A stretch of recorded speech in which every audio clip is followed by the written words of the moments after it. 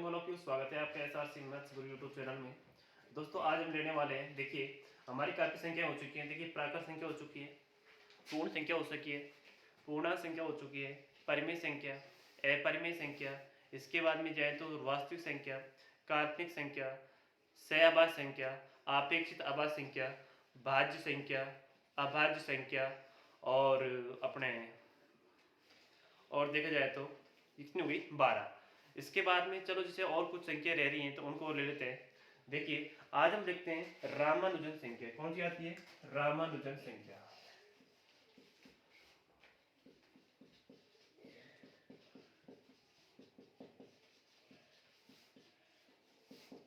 देखिए इस संख्या के बारे में बहुत कम दोस्तों ने सुना होगा, यदि सुना होगा तो ठीक है। देखिए रामानुजन संख्या क्या होती है? वह न्यूनतम संख्या जिसको दो अलग अलग प्रकार से गणों के योग के रूप में लिखा जा सके क्या कहलाती है? रामानुजन संख्या। मैं क्या बोला देखिएगा, वह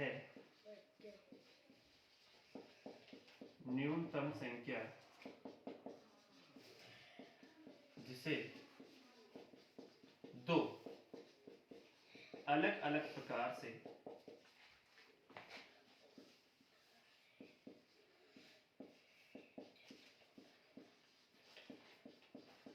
गणों के योग रूप में लिखा जा सके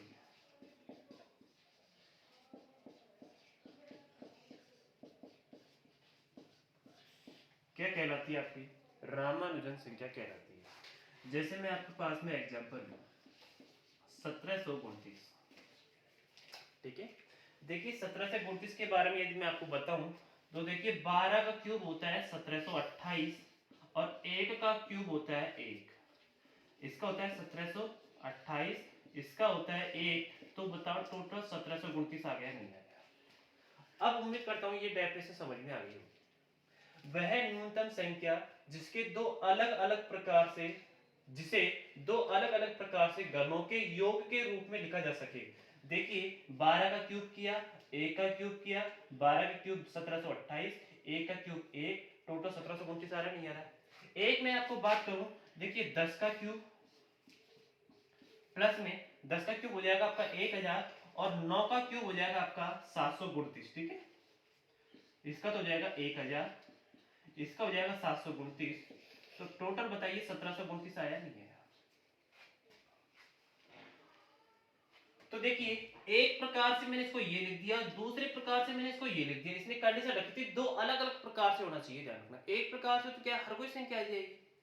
वह न्यूनतम संख्या जिसे दो अलग अलग प्रकार से गणों के योग के रूप में लिखा जा सके क्या कहलाती है? आपकी रामानुजन संख्या। यानी 1729 वो संख्या है जिसे हम अलग अलग प्रकार से क्या है गणों के योग के रूप में लिख रहे हैं। देखो 12 क्यूब प्लस 1 का क्यूब करोगे तब भी 1729 आएगा, 10 का क्यूब प्लस में 9 का क्यूब करोगे जब भी क्या आएगा? 1729। तो ये क्या है? आपकी रामानुजन संख्या है। और ध्यान रखना दोस्तों, सारी संख्याओं में ओनली 1729 ही एक ऐसी संख्या है जो सिर्फ क्या है? रामानुजन संख्या है, और कोई सी संख्या नहीं है। एग्जाम में आपको दे सकता है निम्न में से कौन सी रामानुजन संख्या है या नहीं है। तो जैसे आपको दे दिया 256, बी में 365, सी में 1600 और डी में 1729।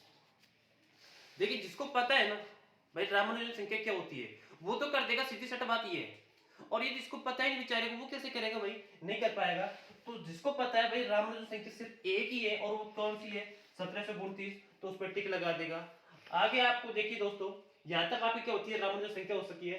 यानी कहने वाली बात सिर्फ ये है, हमारी 14-15 संख्या ऐसी हो चुकी है जो मैं आपको पढ़ा चुका हूं। अब देखिए दोस्तों, मैं आपको क्या है कुछ बातें और बताने वाला हूं। दोस्तों देखिए परिमेय संख्याओं का दशमलव प्रसार, मैंने आपसे कहा था जैसे जब आपको मैंने परिमेय संख्या और अपरिमेय संख्या बताई थी कि परिमेय संख्या वो होती हैं जिन्हें p बटे q के रूप में लिख सकते हैं। दूसरी बात मैंने आपको बताई थी वो संख्याएं जिनका दशमलव प्रसार क्या हो? शांत हो। यदि शांत न हो तो उसमें क्या है? समान आवृत्ति हो, ठीक है। तो देखिए यहाँ पर से क्या है? समान आवृत्ति आ रही है नहीं आ रही? हालांकि शांत नहीं है, इसमें डॉट डॉट लगा हुआ है, इसका मतलब ये शांत नहीं है, क्या है? अशांत है। तो देखिए इसमें क्या है? एक अंक की बताओ बार बार पुनरावृत्ति हो रही नहीं हो रही, यानी समानावृत्ति हो रही है। तो ये क्या है, आपकी परिमेय संख्या है। और मैंने आपसे कहा था परिमेय संख्या को p बटे q के रूप में लिखा जा सकता है। अब देखिए इसको p बटे q के रूप में कैसे लिख सकते हैं, देखिएगा। जब भी आपको जैसे क्या है दे रखा हो कि 0.333 या कुछ भी संख्या आ सकती है, मैं आपके 3-4 सवाल लूंगा, टेंशन मत लीजिएगा, ठीक है। देखिए जब भी आपको इस तरह लिखना हो तो देखिए इसमें आपको कैसे लिखना है, 0 3 की पुनरावृत्ति है तो 3 पर बार लगाओ, ठीक है। एग्जाम में ध्यान रखना, आपको ये ऐसे दे सकता है 0.3, इसको क्या है p बटे q के रूप में लिखो, ठीक है। कैसे भी दे सकता है, और ऐसे भी दे सकता है भाई 0.3 ऊपर एक डॉट भी लगा सकता है, ठीक है, डॉट भी लगा सकता है। इन तीनों में से वो कैसे भी दे सकते हैं आपको, ठीक है। इधर देखिए, अब देखिए इसको क्या p बटे q के रूप में कह सकते हैं, क्योंकि यहाँ पर बार मैंने किसके ऊपर लगाया, जिसकी पुनरावृत्ति होती है उसके ऊपर बार लगा दो, ठीक है। अब देखिएगा इसको मैं सोल्व आउट करता हूँ ना, बाकी सारे एक ही टेंशन मत लीजिएगा। देखिए जिसके ऊपर बार होता है उसको तो ऊपर रखो, आप रख दिया। बताओ दशमलव के बाद में एक संख्या और एक संख्या के ऊपर बार है, तो एक बार क्या लगा दो, 9 लगा दो, क्या लगा दो, 9। संख्या कट रही है तो काट दो, 3 एकम 3 और 3 तिया 9, यानी इसका p बटा q रूप क्या हो गया, 1/3। अब देखिए 3 का यदि आप एक में भाग देते हो तो देखो आपका ये 0.333 आता ही जाएगा, देखो चेक करके बताता हूँ आपको मैं। देखिए भाग नहीं जा रहा तो क्या लगा दिया मैंने, पॉइंट लगा दिया, क्या लगा दिया, पॉइंट। क्या बढ़ा ली, 0। बोलो 3 तिया 9, क्या बचेगा, 1, उतार ली 0। बोलो 3 तिया 9, क्या बचेगा, 1, उतार ली 0। 3 तिया 9। देखिए एक एक ये बचता ही जाएगा, बचता ही जाएगा, तो बताओ ये भी आगे बढ़ता ही जाएगा, बढ़ता ही जाएगा, नहीं जाएगा।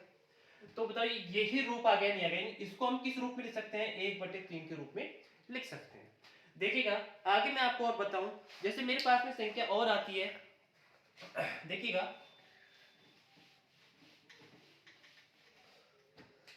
क्वेश्चन नंबर 2 चालू है ना, देखिए 0.626262 को p बटे q रूप में लिखो, लिखो, ठीक है। देखो भैया एक बात बताइए, हाँ अब किसी भाई बहन को ये भी समझ में आ रहा होगा, सर इसका कोई मेथड तो होगा। देखिएगा मैं इसको मेथड बता देता हूँ आपको, ठीक है। 0.3333333 आते जा रहा है, ठीक है। इसका मेथड सुन लो भैया, इसको मैंने मान लिया x, क्या मान लिया, x।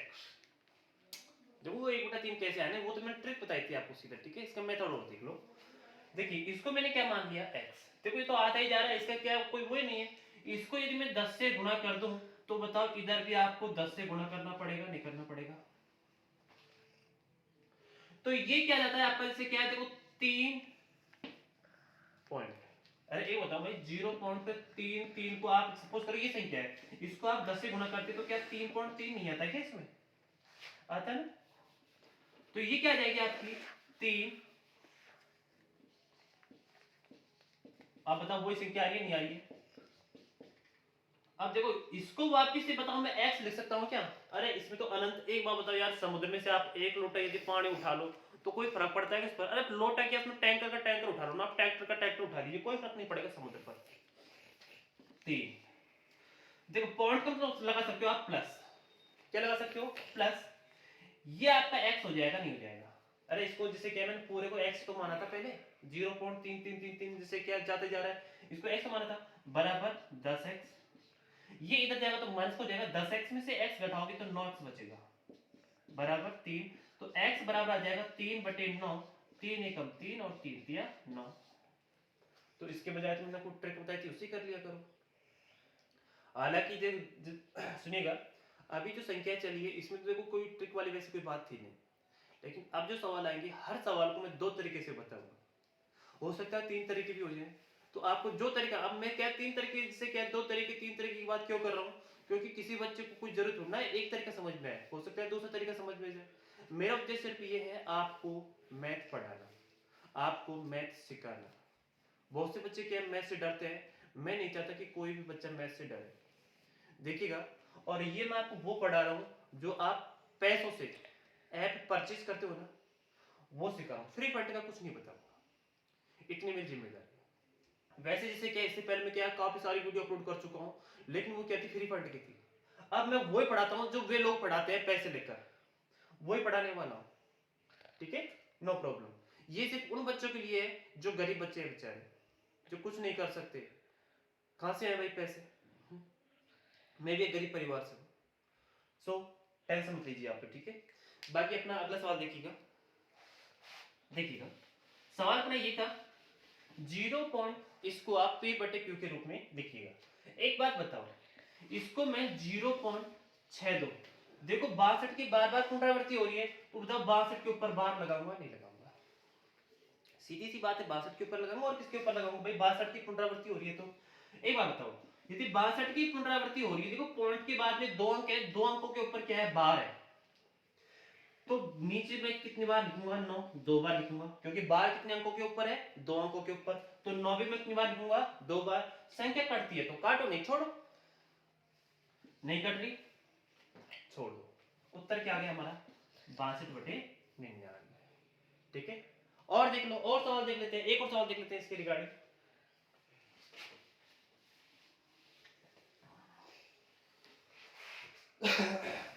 एक सवाल और लेते हैं।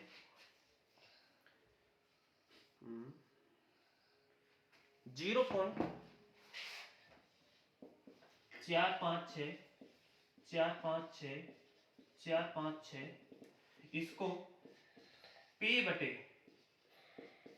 को सॉरी P बटे Q के रूप में लिखो।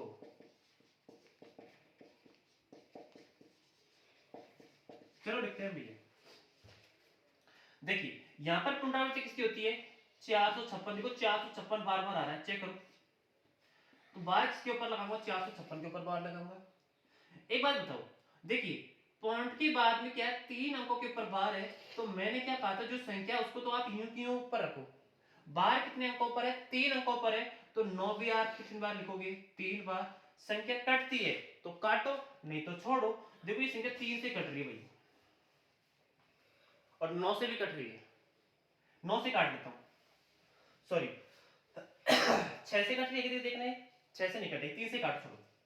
बोलो 3 एक 3, 3 पंचू 15, 3 दूनी 6, 3 तिया 9, 3 तिया 9, ये कर दिया 18।